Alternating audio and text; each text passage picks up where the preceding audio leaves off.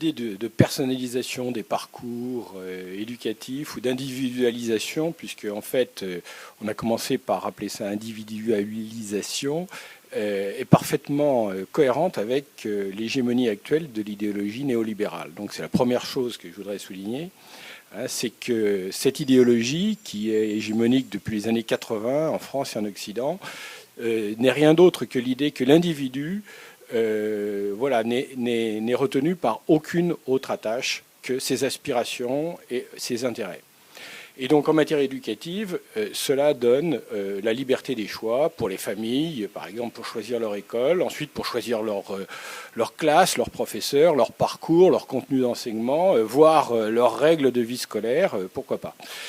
Et le résultat de cette personnalisation ou individualisation, eh bien, on le voit par exemple en matière de carte scolaire, avec ce qui est le résultat aujourd'hui reconnu de la libéralisation de 2007, c'est-à-dire une hiérarchisation sur une base sociale de l'ensemble des collèges. Et deuxième possibilité de choix pour les familles, le choix d'orientation de l'enfant.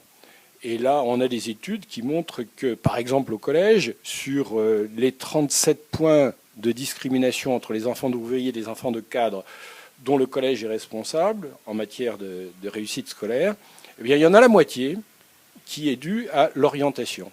C'est-à-dire que, on peut le dire autrement, on peut dire à note égale, les enfants d'ouvriers et les enfants de cadres n'ont pas la même orientation. C'est-à-dire que plus on donne du choix, plus on a le choix d'options, de contenu, d'enseignements complémentaires, etc., plus ceux qui en profitent sont toujours les mêmes.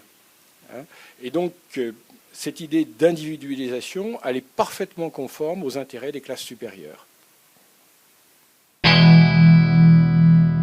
Il faut d'abord faire un constat, c'est que le métier d'enseignant aujourd'hui participe à un système profondément élitiste. Et ceci depuis 1975, c'est-à-dire depuis la fusion de l'enseignement secondaire et de l'enseignement primaire supérieur, qui n'avaient pas du tout devant eux les mêmes élèves et qui n'avaient pas les mêmes ambitions, les mêmes objectifs. On a fusionné dans le collège unique ces deux types d'enseignement sur la base de l'enseignement élitiste des premiers cycles de lycée et sur la base des enseignants formés à l'université, les professeurs certifiés et agrégés. Et si l'on doit, avec les résultats que l'on connaît, c'est-à-dire l'élimination par l'échec progressivement de la sixième à la seconde, des élèves les plus en difficulté, c'est-à-dire ceux issus des classes modestes.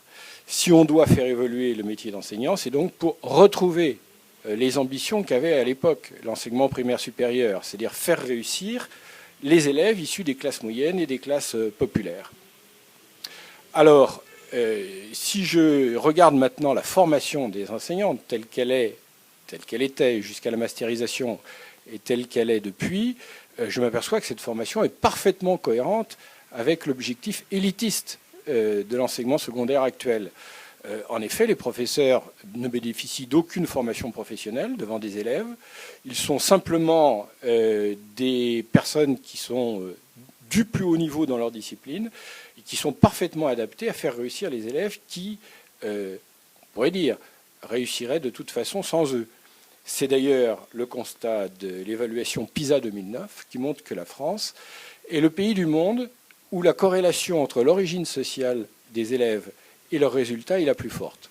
C'est pourquoi on peut dire, sans presque caricaturer, que la France est ce pays où l'école fait réussir les enfants qui, de toute façon, auraient réussi sans elle.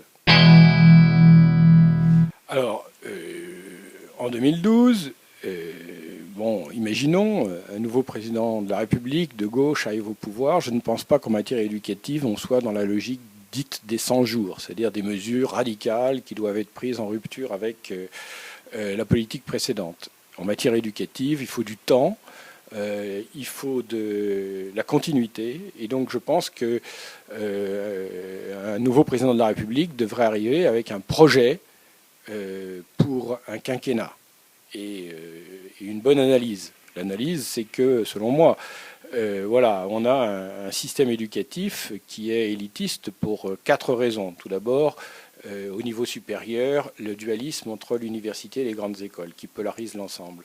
En matière scolaire, un enseignement secondaire élitiste et un enseignement technique encore dual, lycée technique, lycée technologique, lycée professionnel.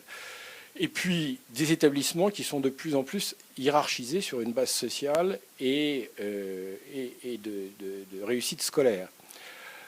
Enfin, une formation des enseignants qui est élitiste. Je ne pense pas qu'on puisse faire sauter à la fois tous ces verrous, et je préconise personnellement 2 mesures qui peuvent avoir un impact fort.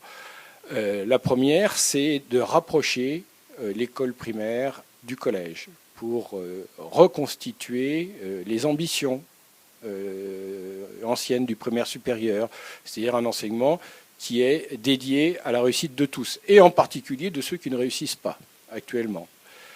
Deuxièmement, une formation réellement professionnelle pour les enseignants, centrée sur ces élèves-là, précisément. Pour ce faire, il faut des concours qui comportent des épreuves professionnelles. Pourquoi? Parce que ce sont les concours qui structurent à l'amont le type de formation initiale que suivent les étudiants qui veulent réussir à ces concours.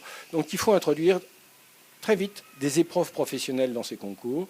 C'est quoi des épreuves professionnelles? Eh bien, ce sont des épreuves qui se passent devant des élèves, de vrais élèves, et non pas devant un jury qui exige toujours des qualifications universitaires du plus haut niveau.